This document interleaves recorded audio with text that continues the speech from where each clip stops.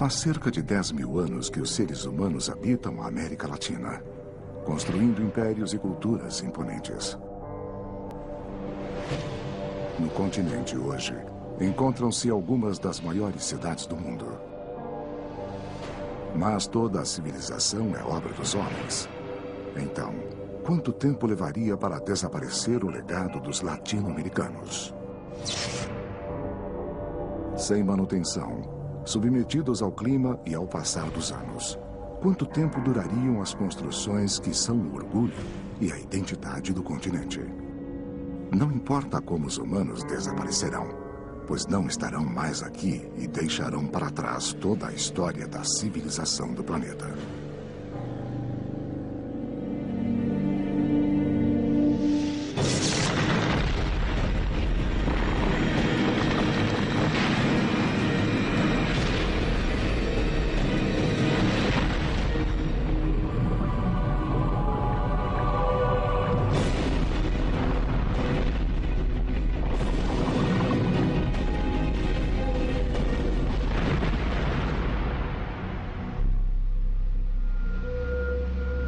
Bem-vindos à América Latina.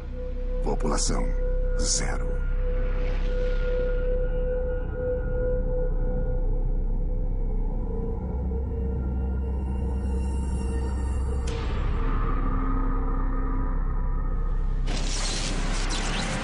América Latina, sem ninguém.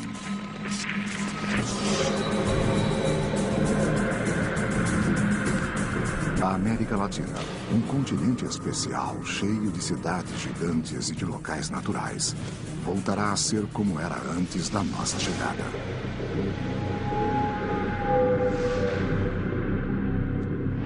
O que vai acontecer com esta dualidade? A cidade dura, de concreto, de vidro, de granito, que aloja um pedaço muito pequeno da verdadeira cidade latino-americana, porque a maior parte do tecido urbano é feito de imensas periferias precárias. Periferias também de tijolo e cimento e laje, mas periferias com muito menos capacidade de resiliência para o tempo e para tudo que vem depois. Como será que vão ficar essas periferias?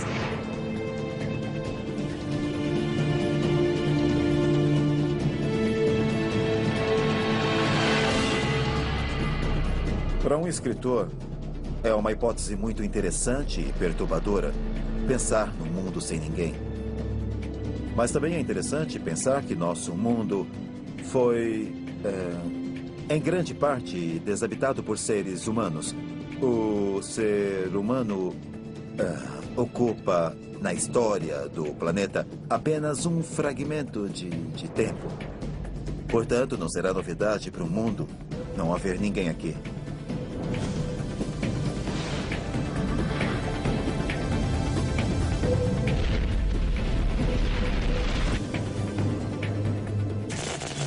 Um dia, sem ninguém. Um dia sem seres humanos. E as grandes cidades latino-americanas continuam praticamente iguais ao dia anterior. Mas as 700 milhões de pessoas não estão mais lá. As ruas, antes acostumadas com o fluxo de pessoas, estão vazias. Muitos carros ficarão parados para sempre no meio das avenidas. E as buzinas nunca mais serão ouvidas. São Paulo pararia tudo, e a poluição que é emitida diariamente. Então, como nós temos muitos carros, emitindo CO2, gás carbônico na atmosfera, isso pararia. E já seria percebido um clima melhor, um ambiente melhor, para respirar mais oxigênio do que gás carbônico. São Paulo é uma das cidades mais modernas e cosmopolitas da América Latina. Os mais de 41 milhões de habitantes da cidade do estado atravessavam suas ruas para trabalhar, fazer compras ou simplesmente passear. Mas São Paulo foi abandonada para sempre. Primeiro dia sem humanos em São Paulo. Ai, que alívio! Sem trânsito, sem congestionamento. A primeira mudança que vai ocorrer na Terra é uma mudança na atmosfera. A concentração de poluentes na atmosfera vai diminuir e isso vai provocar alterações significativas. Como resultado, as cidades começarão a ser dominadas pelas plantas. As plantas irão, então, se expandir.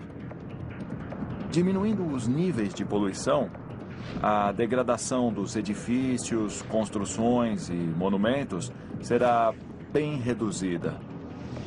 Devido aos baixos níveis de poluição, então o processo de deterioração será mais lento. Mas isso não significa que não ocorrerá. A cidade do México é uma cidade muito povoada, com milhões de pessoas que conquistaram seu espaço pela ação humana, dominando de alguma forma todas as forças naturais para sobreviver. Mas quando os sistemas falharem, um desastre pode acontecer.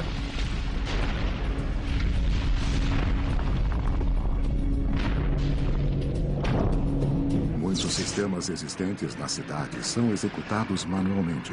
Então, no mesmo dia em que a humanidade desaparecer, eles deixarão de funcionar. A coleta do lixo, o tratamento apropriado e a eliminação dos resíduos, com certeza, são vitais para o funcionamento de uma cidade. É uma questão de higiene urbana. Sem isso, a cidade entrará em colapso em questão de alguns dias. Em cada esquina do México, o lixo não coletado, cerca de 50 mil toneladas por dia, fica ao ar livre e um fedor nauseante começa a aumentar. Enquanto isso, os milhões de animais que nos acompanham há milhares de anos têm de sobreviver por conta própria. Muitos animais ficarão presos dentro das casas. Alguns irão forçar a saída e muitos deles irão recuperar sua antiga vida, tanto os costumes e os hábitos, como a morfologia que possuíam originalmente. Há tantos cães na cidade do México que muitos proprietários os soltam ou eles mesmos conseguem fugir. E já se formou uma população de cães ferozes que andam ao redor dos vulcões pequenos e até atacam animais silvestres. Também mudarão a coloração e o comportamento, em outras palavras, a morfologia e o comportamento, porque muitos deles o homem levou a encontrar um conjunto de características benéficas, transformando-os em animais domésticos. Buenos Aires, com uma população bem menor que a cidade do México e São Paulo, também começa a sofrer as consequências do desaparecimento dos seres humanos. Os animais que têm uma chance maior de sobrevivência são os cães e os gatos. Entre os cães maiores, de maior porte. Os cães pequenos, de raças menores, têm pouca chance de sobreviver. E é muito provável que se tornem presas. Serão animais caçados por outros cães. Estima-se que na cidade de Buenos Aires existam cerca de 500 mil cães e 300 mil gatos.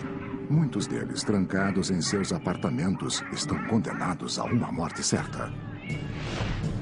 Os animais que fugirem de suas casas-prisões encontrarão as ruas vazias e precisarão começar a viver de outra forma. Lentamente, os animais de estimação dominarão as cidades. Enquanto a energia elétrica continuar a circular pelas cidades, os sistemas automáticos permanecerão em funcionamento, mas não por muito tempo. Devemos levar em consideração que a carga, se os humanos desaparecerem da face da Terra, irá diminuir gradualmente, certo? Essa variação de carga irá diminuir e então as estações geradoras começarão a parar. Não por causa do bloqueio, mas sim porque, na verdade, não haverá mais demanda a atender.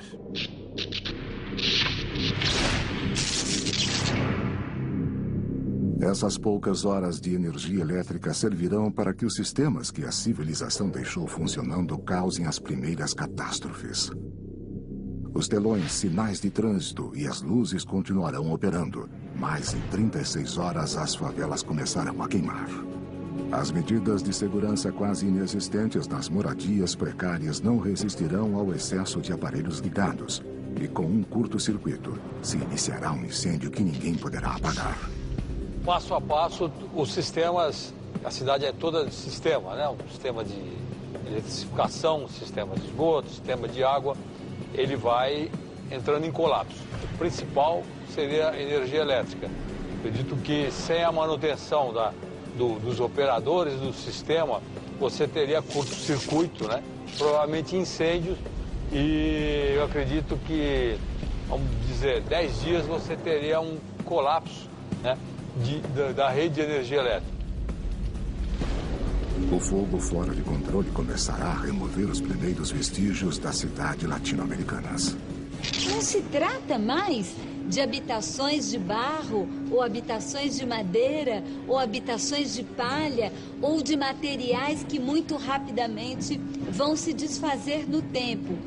Por isso, dessa vez, vai ficar uma imagem muito clara entre um pedaço da cidade com materiais perenes e nobres, com uma cara de formalidade, mas um outro pedaço da cidade que também é feito de materiais perenes e nobres, mas em função da própria precariedade, vai se deteriorar e vai se destruir muito mais rapidamente, como sempre aconteceu ao longo da história. Os edifícios vão reagir de maneiras diferentes às condições ambientais, no que diz respeito aos monumentos, por exemplo, os monumentos de metal.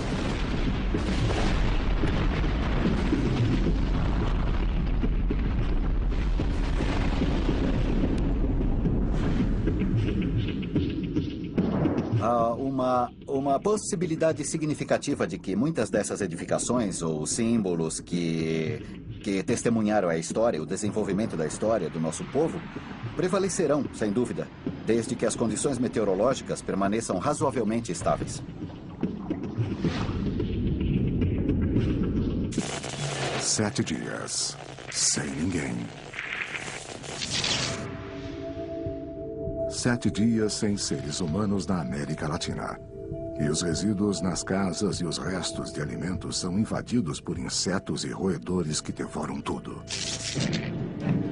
Os animais de estimação que sobreviveram percorrem as ruas das cidades em busca de alimento. Há uma semana, os mais de 30 mil anos de convivência entre cães e humanos acabaram-se para sempre. O cão deve voltar a ser selvagem e obter seu próprio alimento. Os cães não são os únicos animais a perceber a ausência do homem, mas para eles a readaptação é mais difícil. Os gatos, mais independentes e menos milênios ao lado dos seres humanos, não têm problemas em obter alimentos. Sua principal fonte de comida, os roedores, saem às ruas fora do horário normal para se alimentar de resíduos.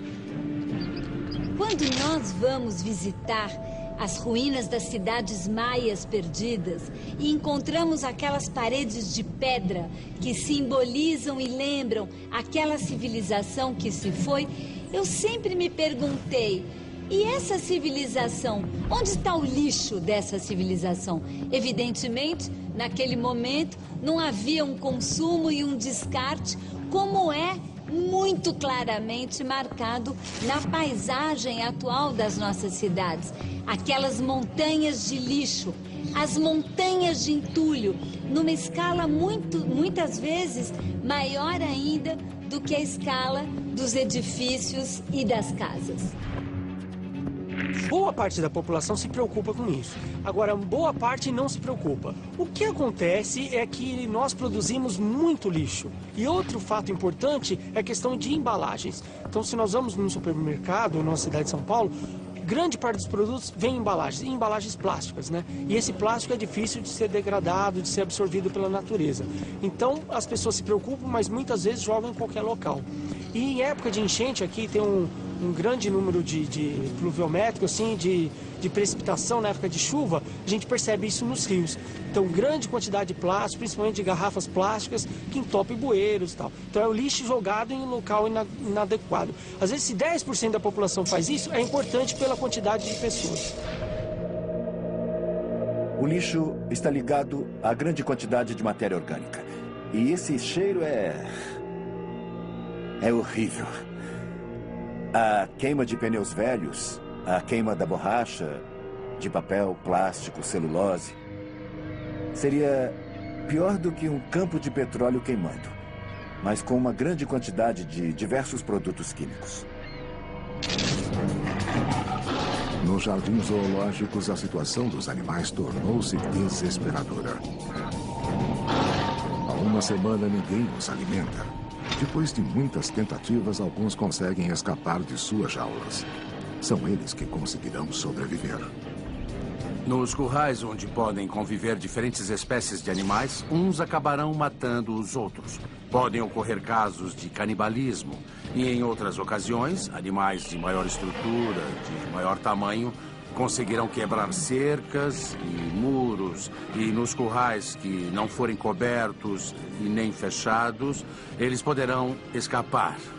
Haverá espécies que podemos chamar de equivalentes vicariantes. Tigres, leões, haverá também proboscídeos, também os cavalos selvagens. E então haverá todas as condições ambientais adequadas para que essas espécies, uma vez alcançada a liberdade, substituam as espécies que, por acaso, tenham desaparecido. Pela primeira vez, as cidades estão na escuridão total.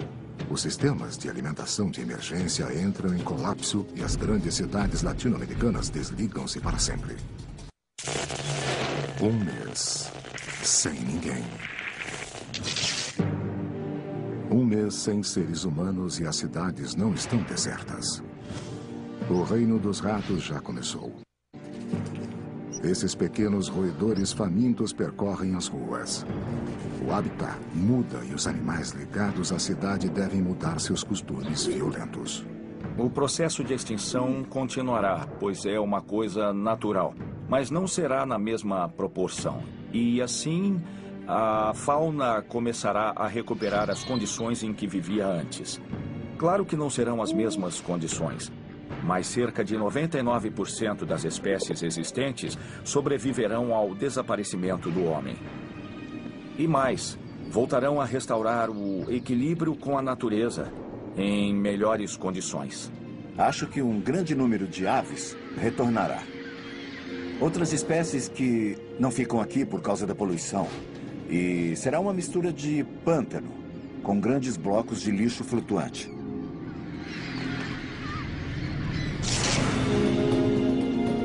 Na fronteira entre Brasil e Paraguai, no Rio Paraná, encontra-se a segunda maior hidrelétrica do mundo e a de maior potência.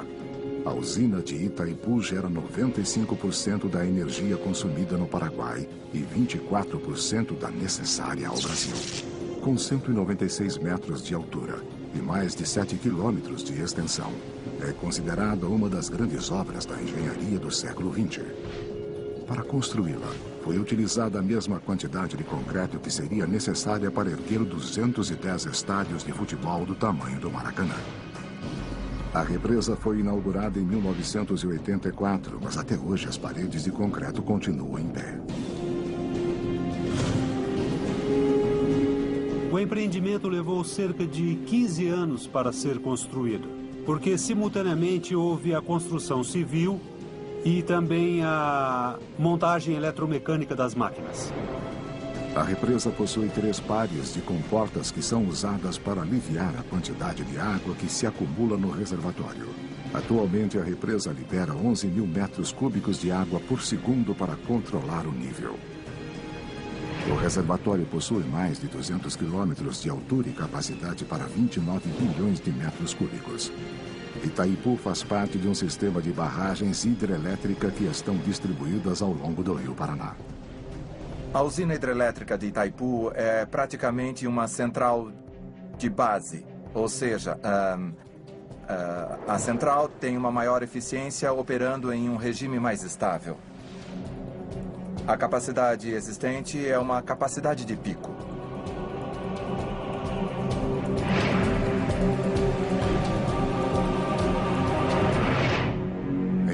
Sem seres humanos, a represa continuará a trabalhar para cumprir o propósito para o qual foi construída.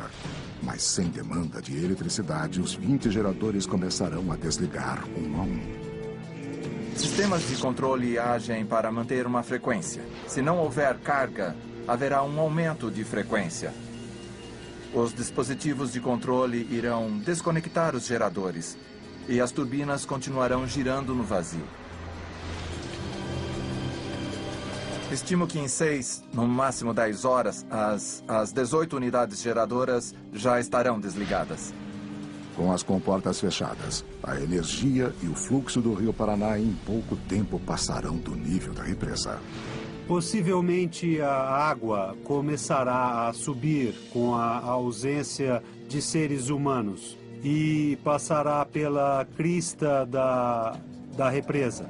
Então se formará uma cachoeira nas comportas que estão no nível inferior. E a água começará a correr.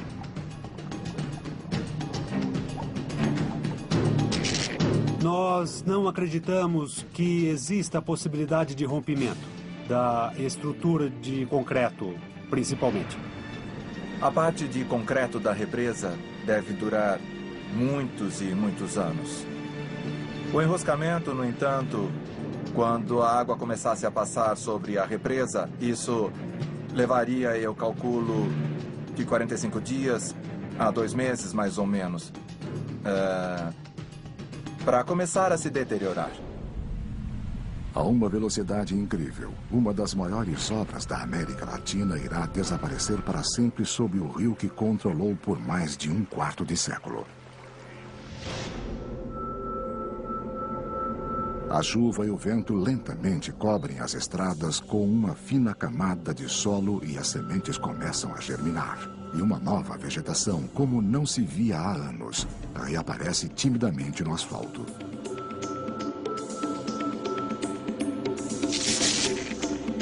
Os grandes predadores e os animais que conseguiram escapar do zoológico andam pelas ruas à procura de presas e descansam em parques, florestas e praças da cidade. A natureza da América Latina lentamente reclama seus direitos. Na cidade de São Paulo, a floresta atlântica, a vegetação que cobriu a região por milhares de anos, começa a entrar na cidade. A Mata Atlântica ela é um bioma assim, muito úmido, né, com uma chuva característica, né? A precipitação de água é bem constante. Tanto é que a cidade de São Paulo é conhecida como Terra da Garoa. Hoje ela perdeu muito isso, o asfalto que existe, a permeabilização do solo, muitas construções, prédios, casas. Então ela ficou com um microclima muito elevado, a temperatura muito alta. Sem as pessoas, a Mata Atlântica voltaria na cidade, né? O concreto ia acabar, os prédios e a vegetação voltaria. E com essa vegetação voltaria também a garoa mais intensa, né? A chuva e a umidade mais elevada. A América Latina é modificada a uma velocidade espantosa. Um ano sem ninguém. Um ano sem seres humanos na América Latina. E as áreas tropicais e subtropicais mudam drasticamente.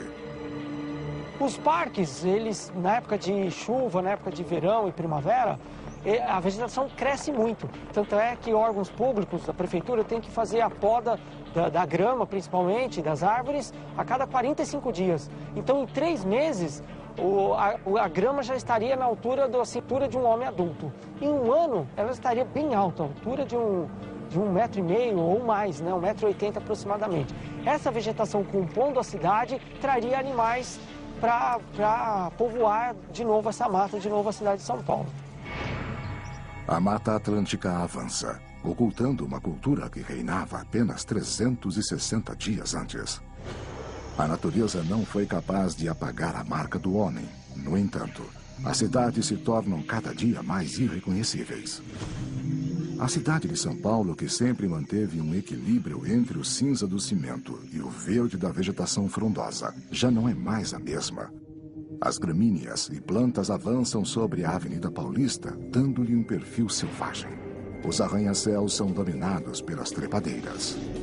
Muita vegetação característica é que muitas trepadeiras, né, que vão usar os prédios, as construções para se apoiarem. E isso, com a umidade que a floresta tem, vai ajudar a deteriorar os prédios. Então Então, mesmo concreto ou madeira, ela vai decompor, vai apodrecer, e essa vegetação, a Mata Atlântica, vai colaborar bastante nisso, a decompor as construções da cidade. E essa vegetação atrairia muitas espécies, como macacos, bugios, preás, coelhos, lagartos e muitas aves. O Brasil é o terceiro país no mundo com maior diversidade de espécies de aves. No México, o Lago Texcoco, um grande sistema lacustre que cobria o vale antes da chegada do homem, ressurge nas áreas mais baixas da cidade, que antes eram seu domínio.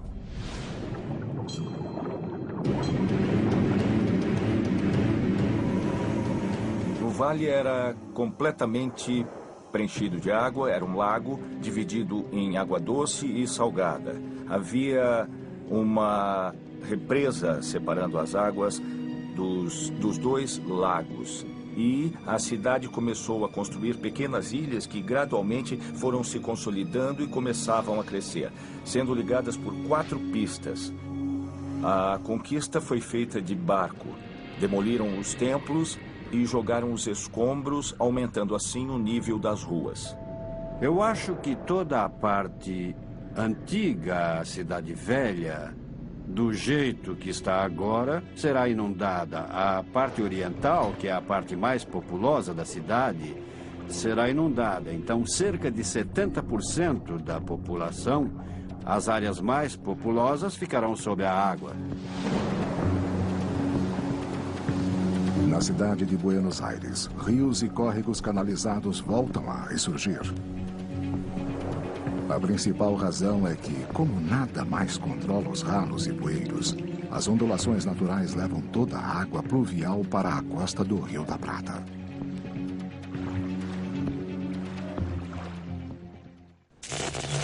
Dois anos sem ninguém. 2 anos sem seres humanos na América Latina. E na primavera, o obelisco de Buenos Aires e os prédios ao redor começam a ser cobertos por trepadeiras e plantas típicas da região. Nem todas são originais, já que muita vegetação adaptada pelo homem ao meio ambiente sobrevive ali. Na cidade do México, a água continua a erguer-se lentamente, escondendo e afundando para sempre uma das grandes culturas da América Latina e do mundo. É um divisor de águas, é uma bacia fechada que não está ligada ao mar naturalmente. Então, a tendência é que volte a se encher de água, causando uma inundação no primeiro ano ou em 2 anos. A flutuação normal da estação seca à estação chuvosa é de cerca de 7 metros. Então, seriam uns 10 metros em 2 anos de água sobre o nível atual. Pode ser muito interessante ver os prédios do centro caindo na água, com a vegetação que retornará com um ecossistema formado por vegetação nativa, pássaros, peixes e outros. Seria muito interessante, quase como um filme futurista. A falta de manutenção em pontos delicados começa a gerar alguns acidentes. Sem causar grandes ameaças às estruturas, as grandes construções começam a mudar. Se o prédio se deformar, a janela pode ser submetida a cargas para as quais não foi concebida, entende? Então, se as condições de equilíbrio estático se alterarem, o vidro pode se romper em questão de segundos, apresentando o que em materiais chamamos de falha catastrófica.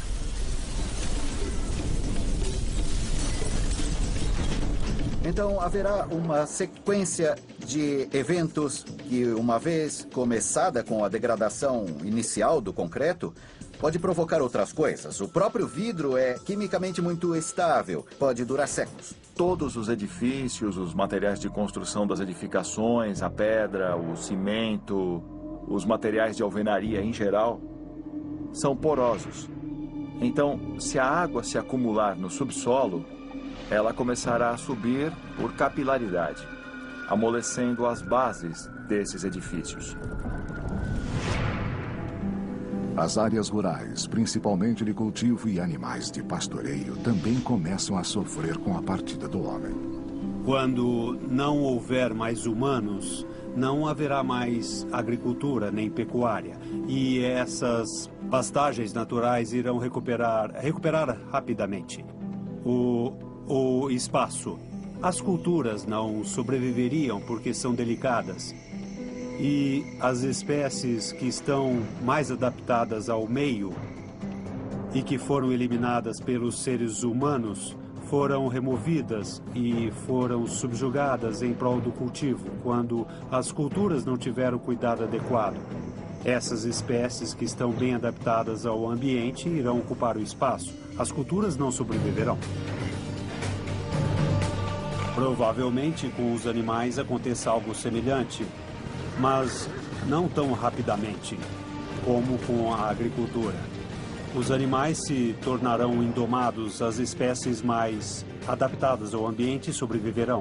Os que tiverem mais defesas e irão conviver após um equilíbrio natural juntamente com a fauna selvagem.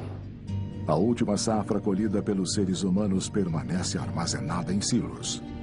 Mas dentro desses reservatórios enormes, os grãos fermentam perigosamente.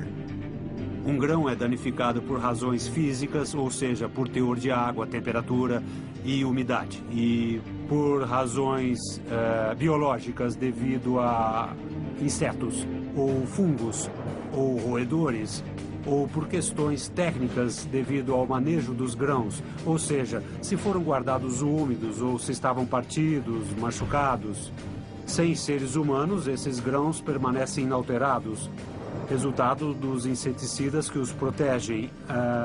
Então, a partir desse momento, se houver a hipótese dos insetos atacarem, grão será transformado praticamente em matéria inerte. E talvez isso cause algum tipo de superaquecimento, podendo levar também a algum processo, inclusive a combustão espontânea. Esses silos enormes, com centenas de toneladas em seu interior, explodem de uma forma que nunca teria ocorrido no tempo dos seres humanos. Mas sem eles, não há como evitar. As explosões perturbam a vida pacífica das pradarias, que já haviam se desacostumado ao som dos tratores e colheitadeiras. 5 anos, sem ninguém. 5 anos sem seres humanos na América Latina. Os grandes edifícios da capital do Chile, Santiago, começam a ser cobertos por eras. Esses prédios enormes estão cheios de vida. As aves de rapina da região encontraram um novo lugar para fazer seus ninhos. Os prédios abandonados vão servir também como um refúgio para aves selvagens e outras espécies de mamíferos em liberdade, podemos dizer. Na cidade litorânea de Praia Grande, no Brasil, o ar salgado trabalhou rapidamente nos ferros de edifícios. No caso das obras litorâneas, próximas ao mar, aí sim nós teríamos o ataque da maresia, que também ataca as estruturas de concreto armado. Então, as estruturas próximas ao mar se deteriorariam mais rapidamente do que as que estão no interior. 10 anos sem ninguém. 10 anos depois que o último homem andou pela América Latina, as cidades mudaram drasticamente. Os milhares e milhares de carros que ficaram paralisados em ruas e avenidas são devorados por 2 inimigos que competem entre si e se complementam: a ferrugem e a vegetação. As condições atmosféricas ao nível do mar são muito mais agressivas em termos de corrosão. A umidade, por exemplo, a umidade relativa do ar é muito maior. Então, nesse sentido, os metais que formam as peças de um carro, sem dúvida, tendem a ser corroídas muito mais rápido do que aqui, na altitude da cidade do México. O lago Texcoco, no Vale do México, já voltou a seu nível anterior. A Praça do Zócalo, centro da cidade na época dos seres humanos, desapareceu debaixo da água. O Palácio Nacional e a Catedral Metropolitana estão parcialmente submersos. A água enfraqueceu suas bases e basta um tremor de pequeno porte para que caiam e afundem para sempre. As inundações de 5 ou 7 metros de profundidade podem até mesmo melhorar. Saiu um pedaço de prédio e a água começa a penetrar em seu interior como se fosse um barco. Então eu acho que pode ser muito interessante. 20 anos sem ninguém. 20 anos se passaram desde o desaparecimento da raça humana e a natureza avança desenfreadamente. Na cidade de São Paulo, o monumento às bandeiras próximo ao Parque do Ibirapuera mudou. A natureza voltou a dominar o local e a vegetação avança sobre o monumento de 50 metros de comprimento e 16 de altura. O Ibirapuera parece mais uma floresta selvagem do que o Parque do Tempo dos Humanos. Os mais de 50 parques e áreas protegidas de São Paulo já deixaram seus limites e devoram uma cidade que parecia dominar para sempre a natureza. Em 2 décadas, o processo natural em todo o continente já foi restaurado. O processo natural, em geral, é que os lagos se encham de sedimentos e a quantidade de água ocupe maior extensão, que haja mais evaporação, que os sais se precipitem e a vegetação vá mudando. Nunca voltará a ser o mesmo, mas no sul a vegetação se recuperará mais rápido. E também, com um maior número de lagos, virão mais aves, com mais sementes e mais pólen.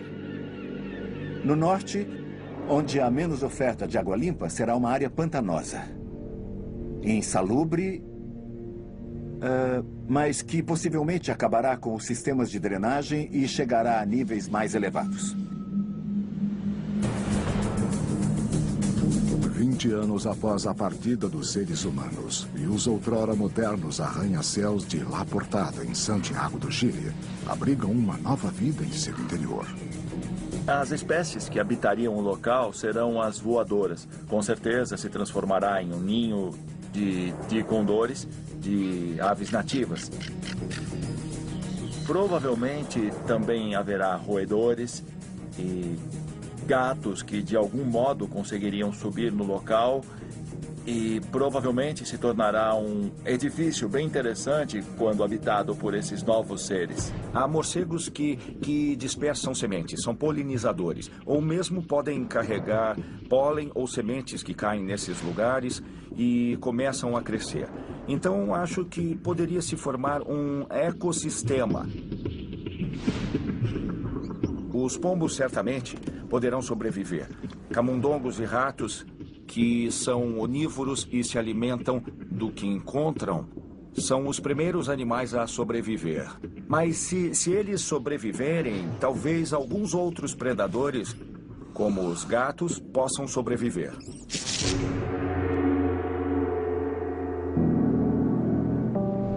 Duas décadas também foram suficientes para que a calçada dos mortos que ligava as pirâmides do Sol e da Lua em Teotihuacan volte a ficar escondida. A calçada dos mortos é uma série de pátios em diferentes níveis. Não é uma avenida, não é uma calçada como a conhecemos. E muitos templos têm suas fachadas principais e escadas em direção à calçada dos mortos. A parte superior, retangular, que é como um grande painel, parte dela virá abaixo. Porque foi o que vimos, o que se vê nas partes corroídas que não foram restauradas.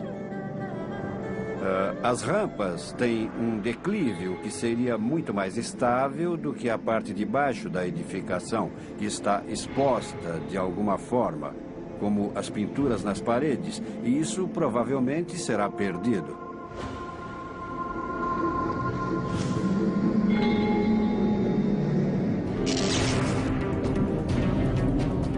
A América Latina mudou rapidamente.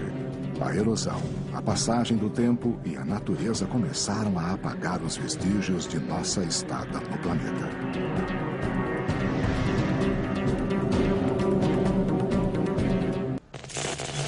Trinta anos sem ninguém.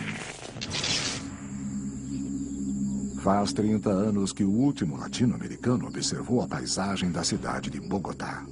Mas tudo mudou e se algum humano retornar, terá dificuldade em reconhecer o bairro em que vivia e trabalhava. A floresta tem avançado pela cidade. Casas, edifícios e estradas se escondem sob a vegetação. Esta cidade que viveu e se desenvolveu por mais de 500 anos não conseguiu sobreviver ao desaparecimento dos colombianos.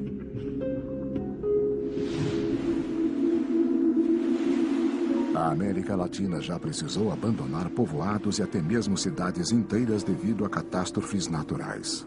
Em Melincué, uma estância turística situada na província argentina de Santa Fé, uma inundação foi responsável pelo abandono. Melincué significa em Mapuche o lugar das 4 águas. Porque se diz que originalmente havia 4 lagos que acabaram se tornando um único grande lago na pampa úmida de Santa Fé. É um mini-oceano, digamos. Tem um lago de cerca de 150 mil hectares. É uma bacia que tem um desnível em relação aos outros locais de 14 metros de profundidade. Uma característica desse lago é uma bacia endorreica que não tem possibilidades de saída natural. Por isso, decidiram diminuir o nível do lago com um sistema artificial de bombeamento. Antigamente, este povoado era um lugar onde milhares de turistas vinham em busca das propriedades curativas da água salgada. Com a inauguração de um hotel em 1933, o turismo começou a florescer e a Idade do Ouro chegou à região. Havia um balneário e, digamos, o hotel era a principal construção. Em 1970, o hotel e uma parte da cidade ficaram debaixo d'água. 30 anos foram suficientes para que a água destruísse tudo na região. Houve uma forte chuva, 300 milímetros mais ou menos, e isso causou a inundação e a elevação do nível das águas do lago. Bom, o lago destruiu grande parte da cidade, digamos, e grande parte do balneário. Tinha chegado no povoado, o cemitério estava debaixo d'água, por exemplo, e tinha chegado a quase 3, 4, 5, 6 quarteirões dentro do povoado. E no lado oeste da cidade, tudo estava inundado. Em 2000, a água baixara, mas já havia feito seu trabalho de desgaste nas fundações das casas. A água é um dos inimigos mais poderosos dos edifícios de concreto e de outras construções modernas. Que são de ferro, essencialmente, e a água do lago, que tem a característica de ser muito ácida, com um pH alto, o corroeu, chegando a dissolvê-lo completamente. 75 anos, sem ninguém. O Anjo da Independência é um dos maiores símbolos da cidade do México. Na época dos seres humanos, essa estátua de 45 metros de altura e pesando 7 toneladas era um ponto de encontro dos cidadãos. Essa escultura de bronze banhada em ouro, que simboliza o fim do domínio espanhol sobre os mexicanos, também não pôde resistir ao teste do tempo e à ação da água em suas fundações. Ela tem uma estrutura metálica que forma a coluna, e esta coluna é coberta de blocos de pedra da pedreira de Echegaray. O anjo é de bronze, revestido de folha de ouro. Então é uma película muito delicada, e embora seja ouro, isso não é suficiente para suportar as condições ambientais a que deve resistir na altura em que está. Ela tem um verniz para que a laminação dure um pouco mais. O fato de sermos livres, de sermos uma nação, é o que isso representa para nós. Então, sempre que nós temos que fazer alguma coisa, qualquer coisa importante, qualquer celebração, qualquer evento, tem a ver com o Anjo da Independência. Esse símbolo é a alma de quem somos. E muito da alma de quem somos está nesses monumentos. E um dos nossos trabalhos, dos nossos desejos, é fazer com que isso perdure. Talvez até mais do que eu ou qualquer um de nós que está aqui agora. Após 75 anos sem manutenção e com o desgaste constante da água, um dos símbolos da liberdade latino-americana cai. No entanto, não há nenhum ser humano para sofrer com esse paradoxo cruel.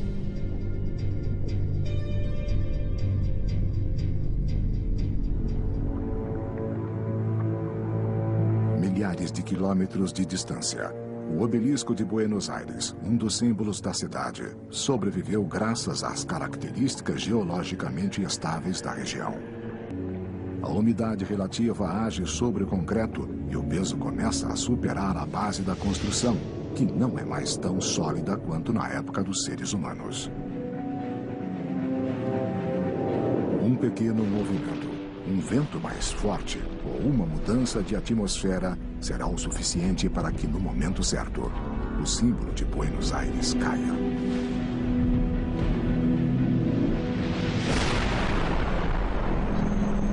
Algumas aves, antas e avestruzes que voltaram à região que habitavam antes dos seres humanos são as únicas testemunhas da queda do monumento.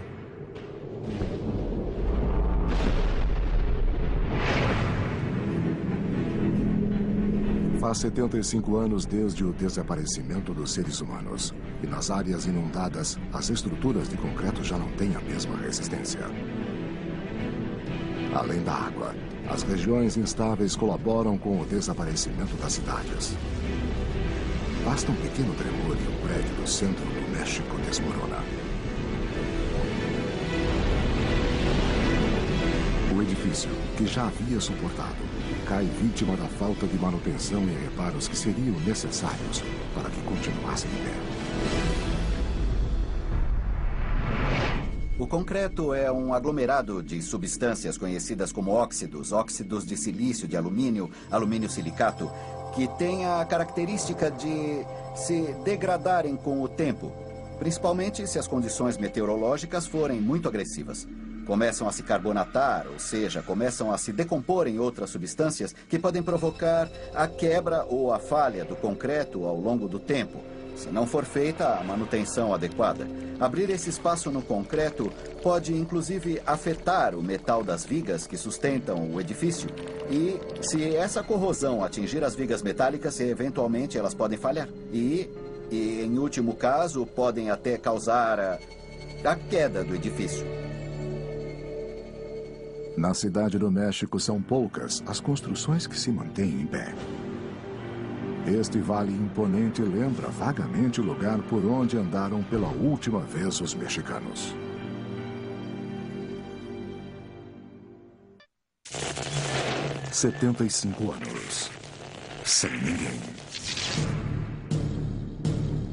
75 anos depois que o último ser humano cortou a grama nas margens do rio Tigre, em Buenos Aires, a floresta recuperou seu esplendor.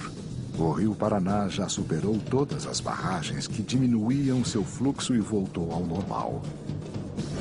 As áreas ao redor são extremamente férteis devido às condições meteorológicas e à enorme quantidade de limo no rio. Esta combinação deu ao local, antes do tempo dos humanos, uma biodiversidade extraordinária que lentamente começa a se reinstalar na região.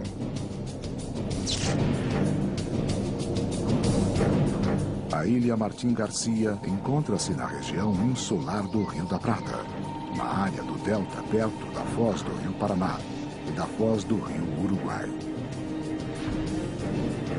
Estas terras são ricas em vegetação e sempre foram depositárias dos elementos trazidos pelos rios. O bairro chinês era um distrito da ilha até a inauguração do novo porto. Desde então, as construções foram abandonadas.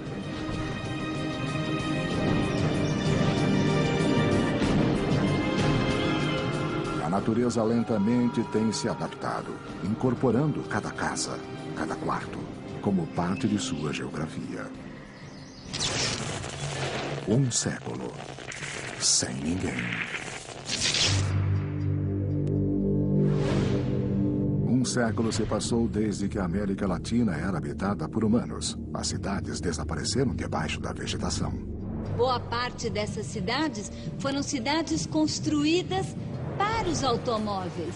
Então imagino aquele monte de sistemas viários, como nós dizemos em português, os espaguetes viários, os viadutos, lotados de carros sem ninguém.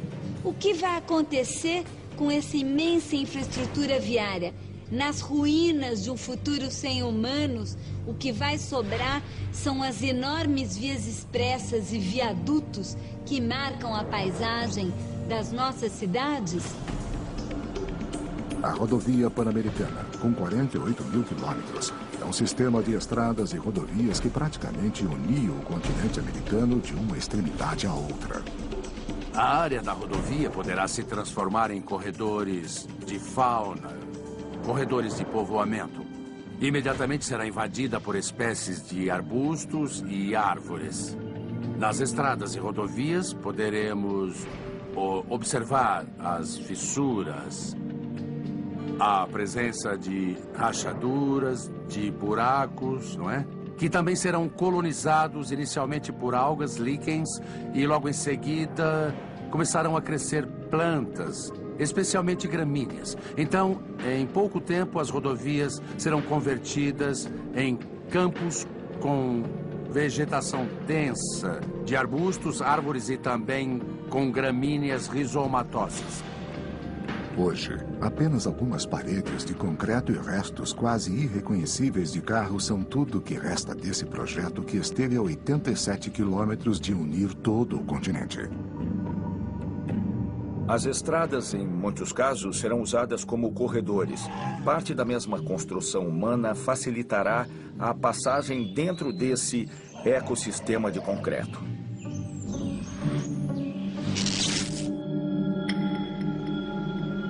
A Ilha Martín Garcia foi descoberta em 1516 pela expedição de Juan Díaz de Solís e foi transformada em prisão em 1765. Com a criação do vice-reino do Rio da Prata, tornou-se uma guarnição militar.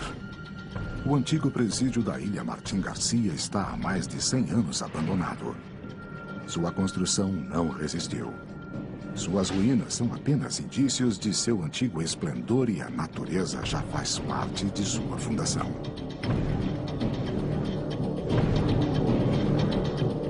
Suas paredes não resistiram ao tempo.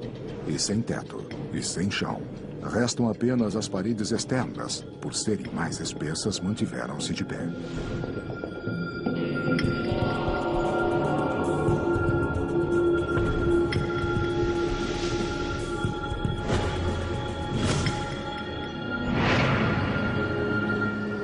Em 100 anos, a natureza impôs seu poder.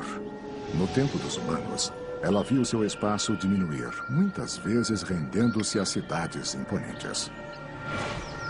Hoje, os animais não se lembram dessas alterações e descansam em locais que no tempo dos homens seriam impensáveis. Os descendentes dos animais que viviam em zoológicos percorrem os locais onde antes caminhavam humanos, e outros retornaram a seus lugares de origem. Finalmente, os predadores, que é o grupo que os seres humanos mais afeta, bom, este grupo voltará a retomar suas populações naturais, digamos, e isso permitirá que seja reconstruída a famosa pirâmide alimentar, com esses animais na parte superior, sendo os megapredadores. Quanto aos herbívoros, suas populações também deixarão de ser afetadas pelo homem que os caça. Então, também aumentarão. E, novamente, voltará ao ciclo natural desses grandes herbívoros, que é alimentar os grandes carnívoros. 100 anos também marca o começo do fim das grandes construções projetadas para resistir ao tempo. No topo do Morro do Corcovado, o Cristo Redentor, símbolo da cidade do Rio de Janeiro e uma das 7 maravilhas modernas do mundo, observa um planeta sem seres humanos. Esta enorme construção de 38 metros de altura e mais de 1000 toneladas também não fica alheia ao desaparecimento das pessoas. O concreto é um material de construção que foi desenvolvido a partir de um aglomerante básico que é o cimento. Esse cimento, apesar de ele ser produzido em larga escala e ter um custo barato, ele é um produto industrial que requer muita tecnologia. Tão incrível que nós conseguimos fazer o que a natureza levaria milhões de anos para fazer, que seria uma rocha, se nós conseguiríamos produzir essa mesma peça com a forma e a geometria que desejada pelo homem, em muito pouco tempo. No entanto, um século sem manutenção foi o suficiente para que a natureza escale a estrutura e comece a desgastá-la de forma que as construções modernas não podem resistir. As trepadeiras que iriam invadir as edificações e esconder essas edificações e criar ambientes propícios justamente ao desenvolvimento de fungos, porque eles praticamente convivem numa simbiose. Então, eu diria que as plantas teriam um papel de ajudar nessa deterioração. E a raiz tem um poder de expansão destrutivo por causa das suas forças de expansão. E ela iria destruindo as estruturas, as fundações das estruturas.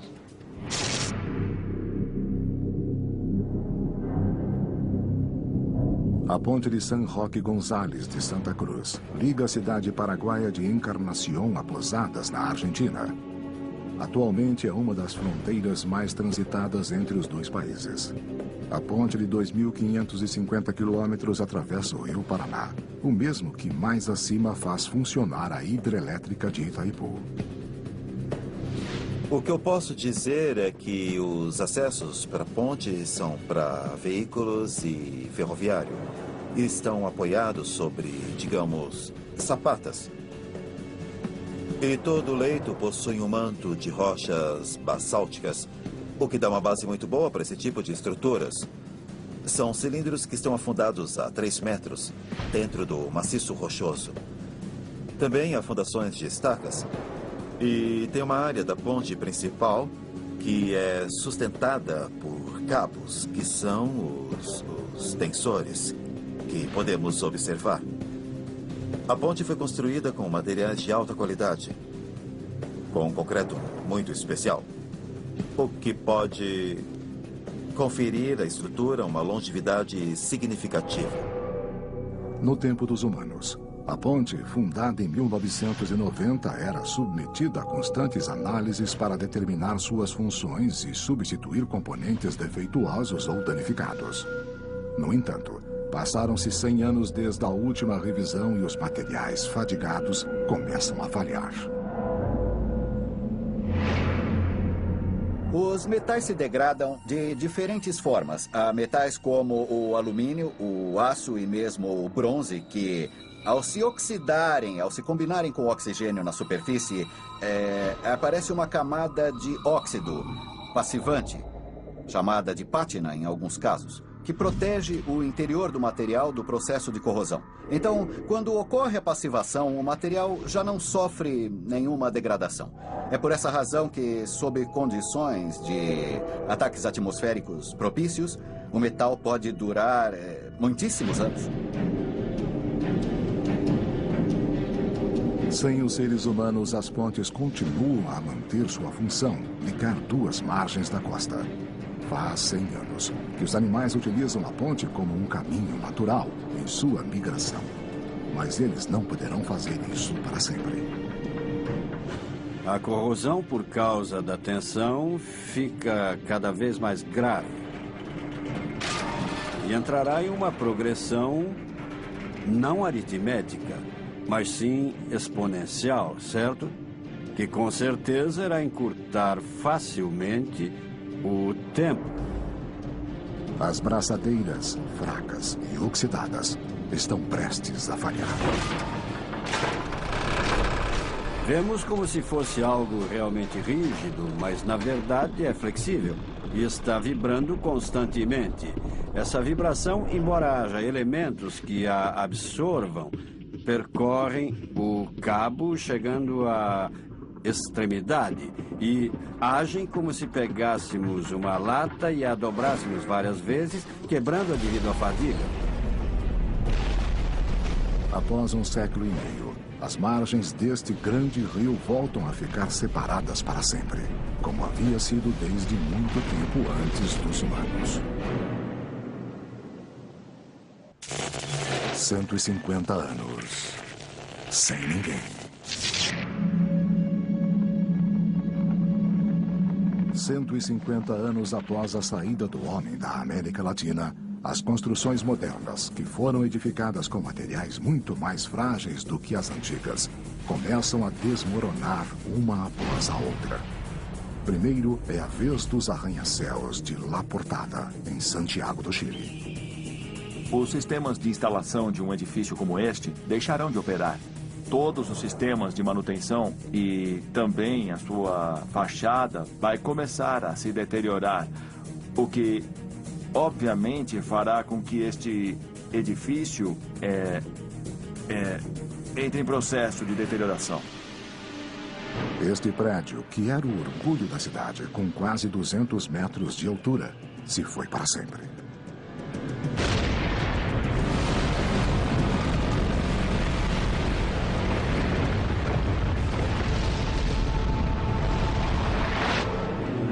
São Paulo, durante o tempo dos humanos, chegou a ter mais de 5.600 prédios com mais de 35 metros, perdendo apenas para Hong Kong e Nova York.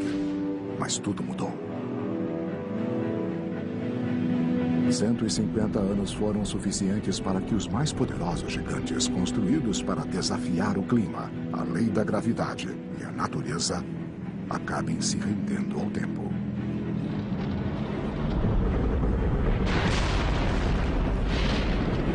Um a um, os grandes arranha-céus de São Paulo caem. O edifício Copan, um dos mais emblemáticos de São Paulo, com 140 metros de altura, desaba. Os prédios desaparecem e São Paulo recupera suas paisagens originais. Portanto, todas as estruturas que até agora a humanidade construiu terão, de alguma forma, um fator de sobrevivência que depende fortemente do material utilizado.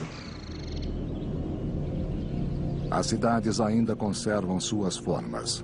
Os arbustos escondem seu esplendor, mas o solo é o mesmo. E essa característica também está prestes a mudar para sempre. Em nossa época, as cidades tinham uma intensa vida na superfície, mas muitas atividades também se desenvolviam no subsolo. Você vai ter realmente rombos, né? Trincas enormes, falha nas estruturas de concreto.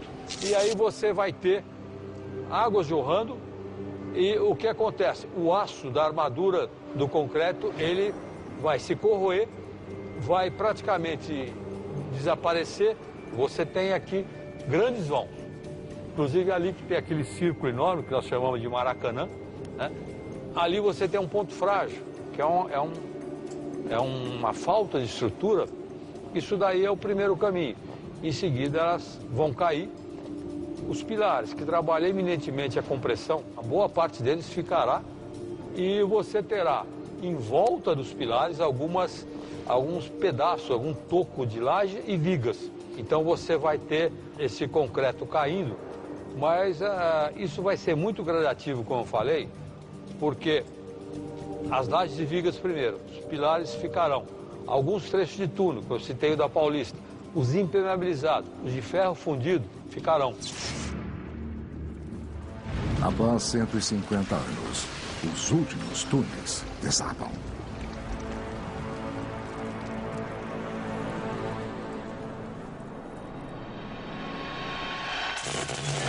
"200 anos sem ninguém." Passaram-se 200 anos sem seres humanos na América Latina e as cidades não são as mesmas. As áreas florestais do continente mostram 200 anos de abandono. Regiões que foram habitadas, onde grandes civilizações foram construídas e, mais tarde, abandonadas. As missões jesuíticas foram estabelecidas em território espanhol no século 27. Nas regiões das províncias do Paraguai e do Rio da Prata. O objetivo dos jesuítas era construir cidades para os Guarani. Lá, eles ensinavam a cultura ocidental e evangelizavam os nativos, enquanto aprendiam costumes locais. Esse sincretismo se refletiu na arte e nas construções erguidas. Em 1744, lá viviam mais de 84 mil índios. As missões tinham sido bem-sucedidas. No entanto, em 1767, a Ordem dos Jesuítas foi dissolvida pelo Papa e os sacerdotes precisaram deixar a área. Aos poucos, essas cidades foram abandonadas há mais de 200 anos. Durante esse tempo, a natureza avançou sobre as construções, deixando em ruínas uma civilização que prometia durar para sempre, quase como um exemplo da utopia mítica. Essas construções antigas devem sobreviver por muito mais tempo do que os edifícios modernos. O concreto, exceto quando a haste começa a oxidar, principalmente pela salinidade em cidades que ficam perto do mar, começa a ser corroída e a se romper, e o concreto acaba se partindo. A água também ataca as bases. Um por um, os edifícios da cidade do México caem. Basta um simples movimento de solo para iniciar um espetáculo preparado há 200 anos.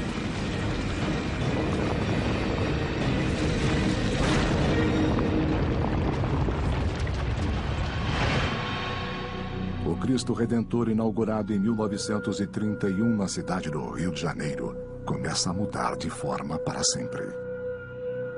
O elemento mais importante do monumento não é a sua existência física, mas é o elemento simbólico que ele carrega na relação com aquelas pessoas. O Corcovado, o Cristo Redentor no Rio de Janeiro, além de ser belo e de a partir dele se ter uma bela vista da cidade, ele representa também uma civilização, a civilização carioca do morador do Rio, e ele só tem significado enquanto essa civilização perdura. Portanto, eu não vejo como possa existir um monumento sem a civilização que lhe confere um significado e uma importância. Um de seus braços enfraquecido cai com o próprio peso. –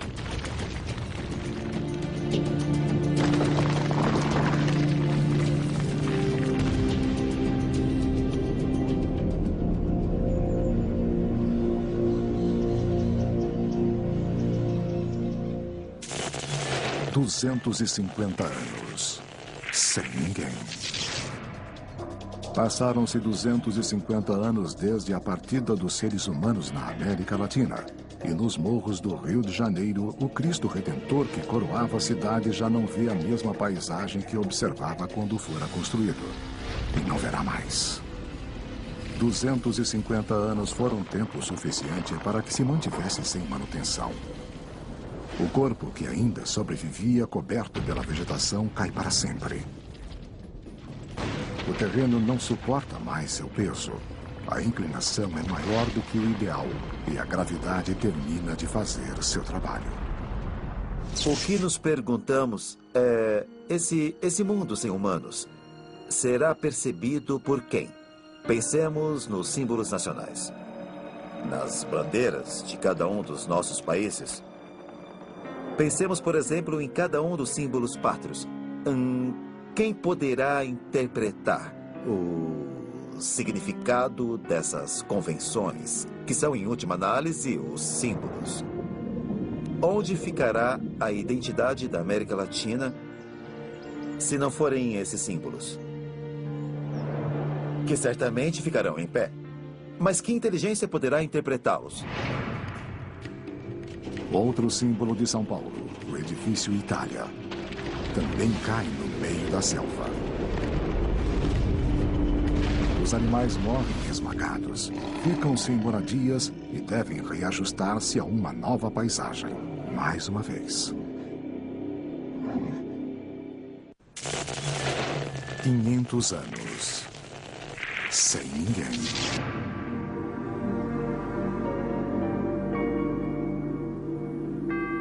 500 anos se passaram desde que o último latino-americano pisou neste local que em nada se parece com o que conhecíamos.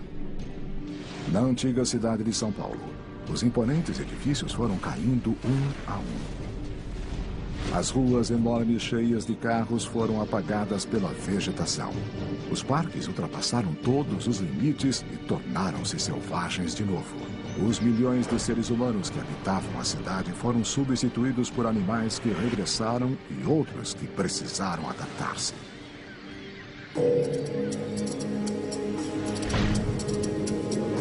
A Mata Atlântica que antes era ameaçada, agora cresce e avança.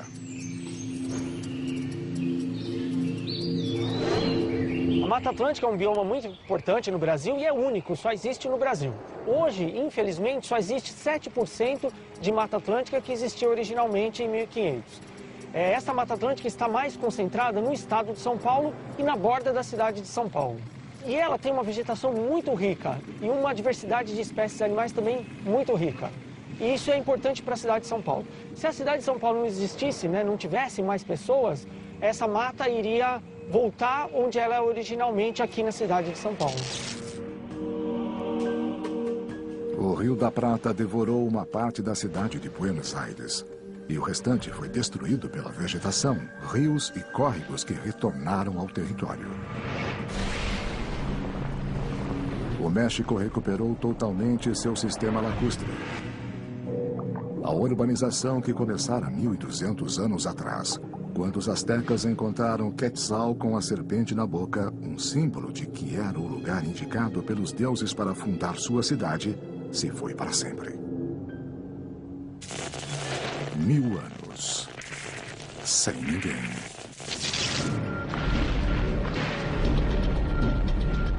Mil anos é o tempo decorrido desde que o último homem andou pelo planeta.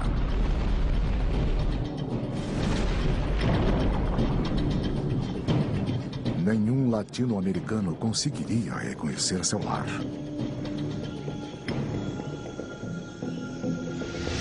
As cidades maias conseguiram sobreviver mesmo ficando abandonadas por mais de 1000 anos. Mas não há possibilidade de que nossa civilização perdure tanto tempo. Porque não tem tanta massa como nós temos na pirâmide, e os espaços vazios que ele tem daria para criar ambientes para se desenvolver a deterioração nos espaços vazios. Mas nós temos edifícios vários com resistências muito elevadas, e essas peças com resistências elevadas se manteriam por muitos anos, por 1000, 2000 anos, seguramente sem nenhum problema. O que eu acho que pode sobrar como uma marca, 1000 anos depois, são os estádios de futebol. Embora as grades caiam gradualmente, eles são projetados para cargas móveis. São como grandes vasos e serão facilmente reconhecidos em fotografias aéreas.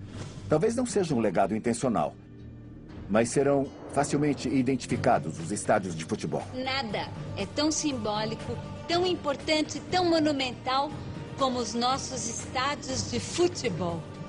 Maracanã, La Boca, Morumbi, esses são monumentos que vão ficar e vão representar uma civilização que tinha no futebol um dos elementos mais importantes da cultura urbana latino-americana.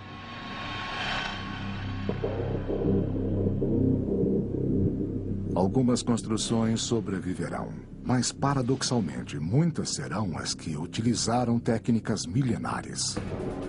Muitas construções que consideramos antigas ainda estão em pé. Então, há as construções maias, onde a cidade foi tomada pela selva. E agora vemos como o templo se ergue sobre as árvores em perfeitas condições, como se tivesse acabado de construí-lo. Em quase todos os casos, as raízes das árvores destruíram a construção original, mas a pedra tem uma durabilidade muito importante. Os telhados de palha e os elementos de madeira, é claro que desapareceram, mas a pedra permaneceu, como acontece nas construções romanas ou nas construções egípcias e gregas. Na Idade do Bronze, o homem começou a forjar as ferramentas com as quais criaria seu império na Terra. Por milhares de anos, as técnicas e materiais foram evoluindo a níveis que os primeiros humanos nem sequer imaginavam. Quando não estivermos mais em nosso continente, 1000 anos após termos desaparecido, esses elementos básicos, símbolos do início da nossa civilização, permanecerão.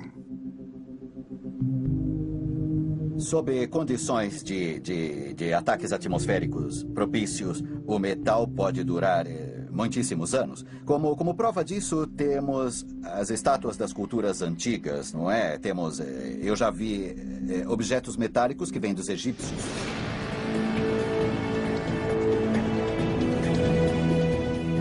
Na Cidade do México, encontra-se a segunda maior escultura de bronze do mundo, El Cabalito. El Cabalito foi uma proeza em si mesma. É a estátua equestre de Carlos IV, que chegou ao poder em 1788 e terminou em 1808. O vice-rei tentou bajular o rei da Espanha e sugeriu a construção da mesma. O problema é que, a princípio, não havia dinheiro e a fizeram de madeira. Ela foi colocada na base e, em menos de 2 ou 3 anos, desapareceu, estragou. E para conseguir o bronze, levou-se mais 3 anos para ter matéria-prima suficiente, estanho e cobre, para fazê-la. É obra de um dos maiores arquitetos e escultores da época na Nova Espanha, que se chamava Manuel Tossa. E é o último esforço importante da monarquia espanhola na Nova Espanha e foi o início da independência.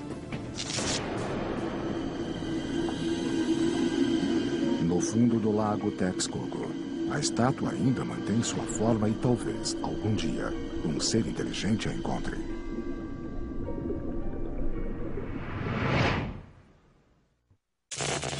Mil anos sem ninguém. 1000 anos se passaram desde que o homem deixou a América Latina para sempre.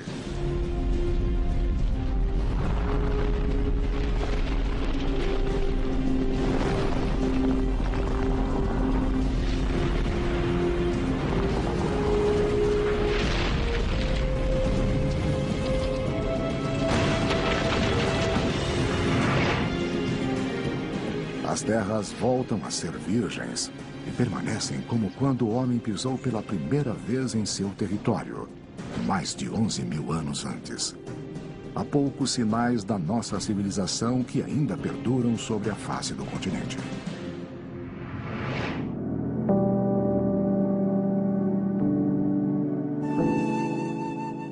No Vale do México, a 45 quilômetros da cidade, encontram-se as ruínas da maior cidade da antiga América Latina, Teotihuacan, o lugar onde os deuses eram venerados na língua náhua. Estima-se que aqui chegaram a viver cerca de 200.000 pessoas. Era uma população tão grande que nem sequer havia muralhas para defendê-la de ataques externos. Teotihuacan é a parte da civilização mesoamericana de um período muito especial, que é o famoso período clássico. Então, Teotihuacan manifesta-se como uma cidade. Foi uma das maiores ocupações urbanas do continente. No entanto, um dia a cidade começou a ser abandonada e em 650 depois de Cristo estava completamente vazia. Sua existência nunca foi esquecida, mas ela nunca voltou a ser povoada como em seus dias de glória. Hoje há ruínas pelos mais de 21 quilômetros quadrados que continham a cidade, mas a maior concentração de construções esculpidas está concentrada em torno dos principais monumentos, as pirâmides do Sol e da Lua. Em algum momento não havia controle e a população foi abandonando a cidade. Muitos ficaram, muitas construções pegaram fogo, muitas pessoas morreram. A cidade ficou com poucos habitantes, mas já tinha deixado de atuar como centro político, como centro da Mesoamérica. Parece que durante 150 anos havia uma população em partes da cidade. Não foi um abandono, pode-se dizer, repentino, até que chegou um momento na época tolteca e asteca que já não havia Teotihuacan. Embora essas impressionantes construções tenham sido restauradas, elas ficaram abandonadas por 1.300 anos. Uma cidade atual com essa idade, sem nenhuma manutenção, estaria bem diferente. Eram materiais antigos que só eram utilizados, atenção, em grandes construções. As casas das pessoas eram feitas de outros materiais, mais perecíveis. Esses grandes edifícios tinham fins cerimoniais ou comemorativos, por isso se esforçavam tanto para construí-los com materiais que, sem dúvida, durarão muitos séculos ainda. E eu acho que sim, ultrapassarão a existência, a sobrevivência do concreto. Em Teotihuacan, os edifícios, como em todas as partes, são construídos com materiais locais, que são argilas, pedras vulcânicas porosas, que são de basalto leve e são sólidos. Não têm túmulos nem passagens secretas. Estão abandonados e parecem pequenos morros, cobertos de vegetação. Este é um clima de deserto, então ainda há provavelmente muitos edifícios ainda não explorados, o que pode nos dar uma boa ideia de como estavam os explorados. Com árvores de pirum, nopal, palo dulce, mas é a vegetação local. Então não parecem construções, parecem morros. E a vegetação está concentrada porque o solo é rochoso e não permite o cultivo, então quando não há áreas de cultivo para os agricultores modernos, é um terreno abandonado. Essa paisagem ondulada e árida é o presente de uma das culturas mais importantes que já viveram em nosso planeta. Cidade do México, onde algumas construções de pedra, herdadas dos primeiros colonos da região, se recusam a desaparecer.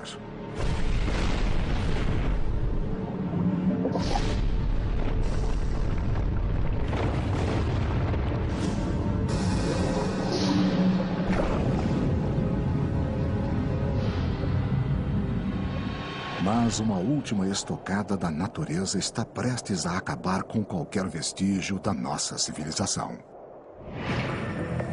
O Popocatépetl é um vulcão, ou seja, ele teve erupções de tipos diferentes. Algumas catastróficas e outras graduais. Às vezes, as erupções são apenas emissões de cinzas, mas em outras etapas são fluxos de lava. E pode explodir, dependendo do tipo de erupção. É possível que se retorne a uma paisagem geológica de vulcões ativos, como era na época de Cristo.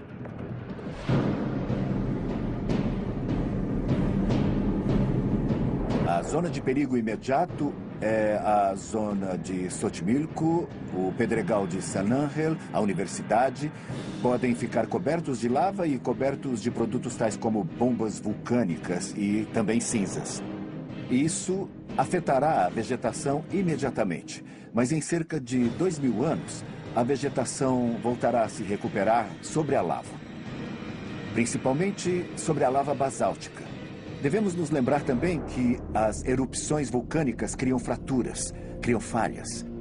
Então pode ser um relevo diferente e os vestígios da cidade serão enterrados.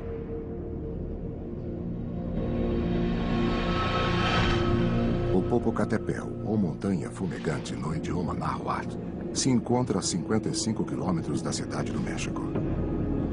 Este vulcão, que dormiu por 1000 anos, acorda para terminar para sempre com os vestígios da cidade do México.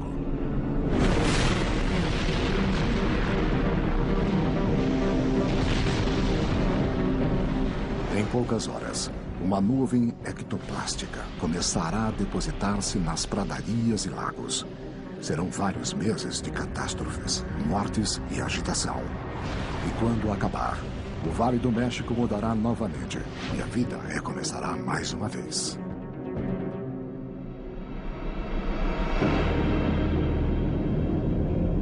O que entenderia uma inteligência alienígena na Terra? se chegasse e visse a nossa civilização, as nossas cidades destruídas, o que entenderia? Porque diferentes culturas convivem na América Latina. Como interpretarão os grandes edifícios em cidades como Buenos Aires, como São Paulo e Caracas? Poderão diferenciar o que hoje é Tenochtitlán, no México, por exemplo? E curioso, porque às vezes aos próprios seres humanos nos custa diferenciar e tentar entender em que pontos foram semelhantes. E em que pontos foram diferentes essas civilizações que até hoje ainda convivem na América Latina. 100 mil anos. Sem ninguém. 100 mil anos se passaram desde a partida da humanidade e a América Latina descansa enquanto a próxima evolução ocorre.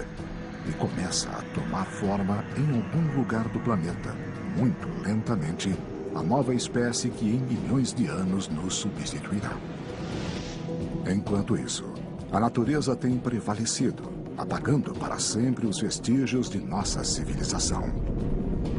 O mundo continua a mudar e evoluir. Novas espécies surgem e outras desaparecem. Tudo continua seu ciclo, até o dia em que nosso planeta deverá voltar a fazer parte da estrela que há milhões de anos o formou. O Sol. Faz cerca de 10 mil anos que os seres humanos habitam a América Latina, construindo impérios e culturas imponentes. No continente hoje, encontram-se algumas das maiores cidades do mundo. Mas toda a civilização é obra dos homens. Então, quanto tempo levaria para desaparecer o legado dos latino-americanos? Sem manutenção, submetidos ao clima e ao passar dos anos, quanto tempo durariam as construções que são o orgulho e a identidade do continente? Não importa como os humanos desaparecerão, pois não estarão mais aqui e deixarão para trás toda a história da civilização do planeta.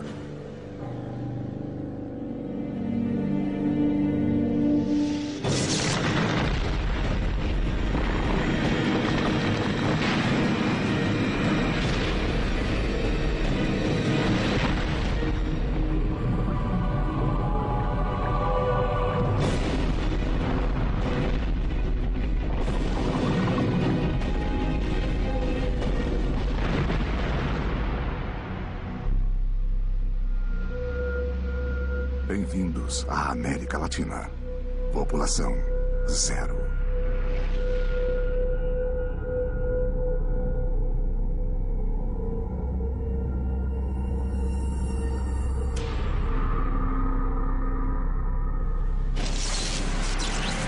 América Latina, sem ninguém.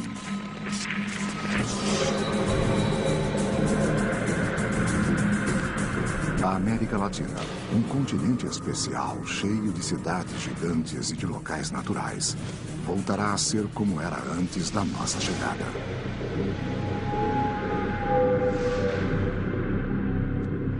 O que vai acontecer com esta dualidade? A cidade dura, de concreto, de vidro, de granito, que aloja um pedaço muito pequeno da verdadeira cidade latino-americana, porque a maior parte do tecido urbano é feito de imensas periferias precárias. Periferias também de tijolo e cimento e laje, mas periferias com muito menos capacidade de resiliência para o tempo e para tudo que vem depois. Como será que vão ficar essas periferias?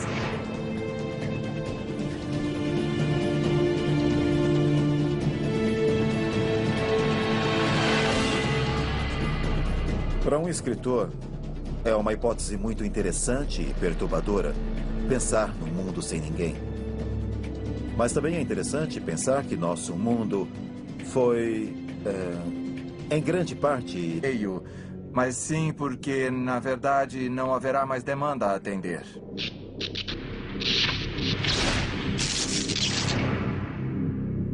Essas poucas horas de energia elétrica servirão para que os sistemas que a civilização deixou funcionando causem as primeiras catástrofes.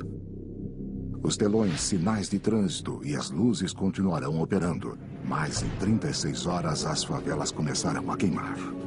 As medidas de segurança quase inexistentes nas moradias precárias não resistirão ao excesso de aparelhos ligados, e com um curto-circuito se iniciará um incêndio que ninguém poderá apagar. Passo a passo, os sistemas, a cidade é toda sistema, né? Um sistema de eletrificação, sistema de esgoto, sistema de água, ele vai entrando em colapso. O principal seria a energia elétrica. Acredito que sem a manutenção dos operadores do sistema, você teria curto-circuito, né? Provavelmente incêndios, e eu acredito que, vamos dizer, 10 dias você teria um colapso, né? Da rede de energia elétrica. O fogo fora de controle começará a remover os primeiros vestígios da cidade latino-americanas. Não se trata mais de habitações de barro, ou habitações de madeira, ou habitações de palha, ou de materiais que muito rapidamente vão se desfazer no tempo.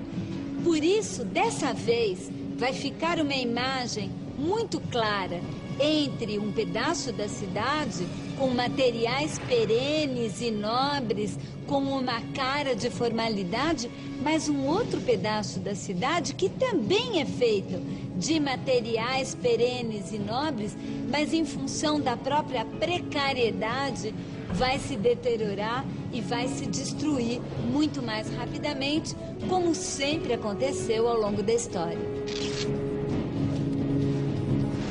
Os edifícios vão reagir de maneiras diferentes às condições ambientais, no que diz respeito aos monumentos, por exemplo, os monumentos de metal.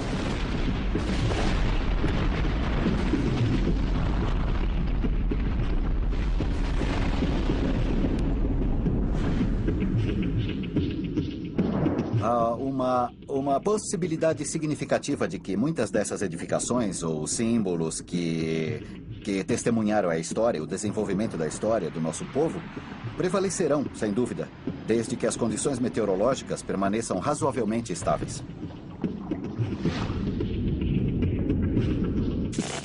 7 dias, sem ninguém. 7 dias sem seres humanos na América Latina. E os resíduos nas casas e os restos de alimentos são invadidos por insetos e roedores que devoram tudo. Desabitado por seres humanos. O ser humano ocupa, na história do planeta, apenas um fragmento de tempo. Portanto, não será novidade para o mundo não haver ninguém aqui.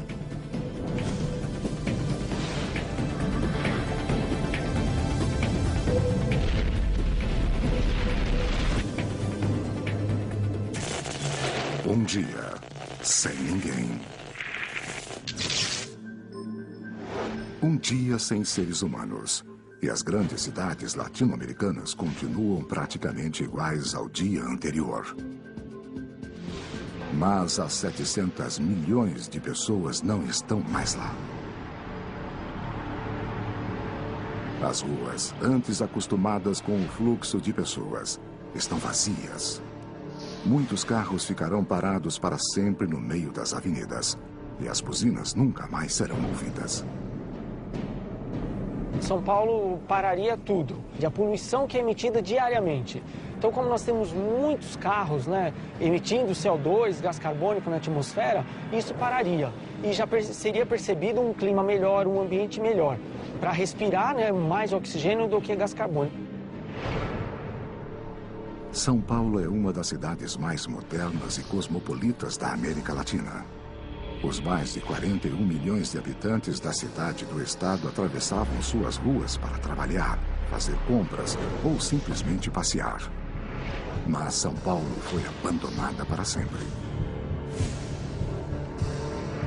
Primeiro dia sem humanos em São Paulo. Ai, que alívio! Sem trânsito, sem congestionamento. A primeira mudança que vai ocorrer na Terra é uma mudança na atmosfera. A concentração de poluentes na atmosfera vai diminuir e isso vai provocar alterações significativas. Como resultado, as cidades começarão a ser dominadas pelas plantas. As plantas irão então se expandir. Diminuindo os níveis de poluição, a degradação dos edifícios, construções e monumentos será bem reduzida. Devido aos baixos níveis de poluição, então o processo de deterioração será mais lento. Mas isso não significa que não ocorrerá. A Cidade do México é uma cidade muito povoada, com milhões de pessoas que conquistaram seu espaço pela ação humana, dominando, de alguma forma, todas as forças naturais para sobreviver. Mas quando os sistemas falharem, um desastre pode acontecer.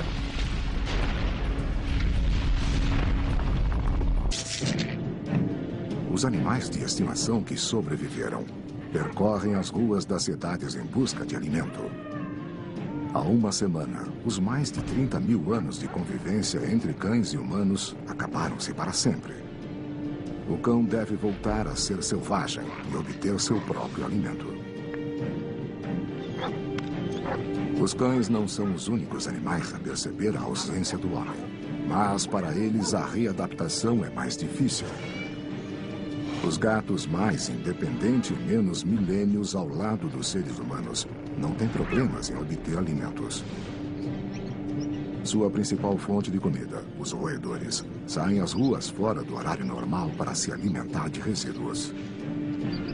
Quando nós vamos visitar as ruínas das cidades maias perdidas e encontramos aquelas paredes de pedra que simbolizam e lembram aquela civilização que se foi, eu sempre me perguntei, e essa civilização? Onde está o lixo dessa civilização? Evidentemente, naquele momento, não havia um consumo e um descarte como é muito claramente marcado na paisagem atual das nossas cidades.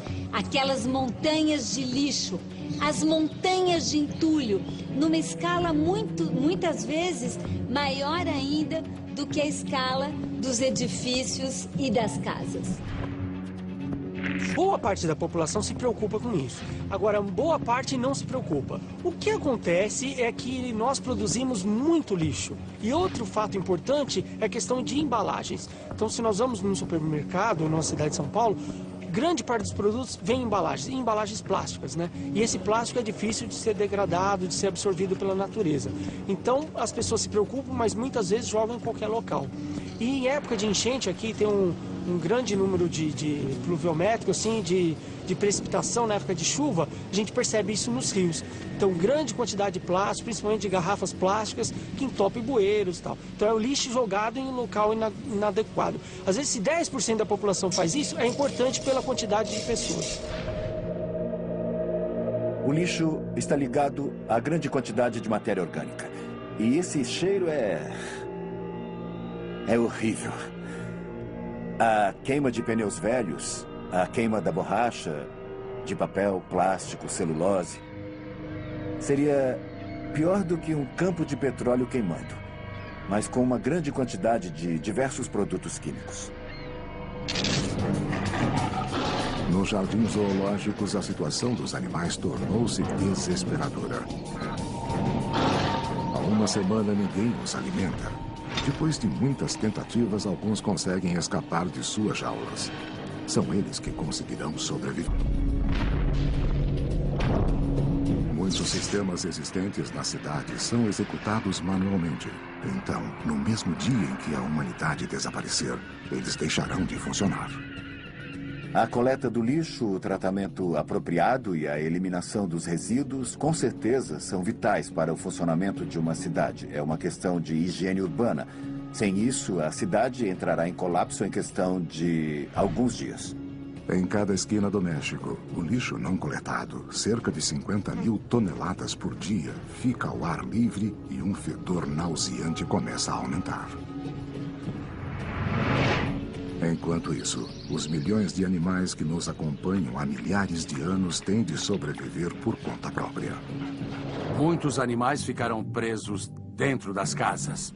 Alguns irão forçar a saída e muitos deles irão recuperar sua antiga vida, tanto os costumes e os hábitos, como a morfologia que possuíam originalmente. Há tantos cães na cidade do México que muitos proprietários os soltam ou eles mesmos conseguem fugir. E já se formou uma população de cães ferozes que andam ao redor dos vulcões pequenos e até atacam animais silvestres. Também mudarão a coloração e o comportamento, em outras palavras, a morfologia e o comportamento, porque muitos deles o homem levou a encontrar um conjunto de características benéficas, transformando-os em animais domésticos. Buenos Aires, com uma população bem menor que a cidade no México e São Paulo, também começa a sofrer as consequências do desaparecimento dos seres humanos. Os animais que têm uma chance maior de sobrevivência são os cães e os gatos. Entre os cães maiores, de maior porte. Os cães pequenos, de raças menores, têm pouca chance de sobreviver. E é muito provável que se tornem presas. Serão animais caçados por outros cães. Estima-se que na cidade de Buenos Aires existam cerca de 500 mil cães e 300 mil gatos. Muitos deles, trancados em seus apartamentos, estão condenados a uma morte certa. Os animais que fugirem de suas casas-prisões encontrarão as ruas vazias e precisarão começar a viver de outra forma. Lentamente, os animais de estimação dominarão as cidades.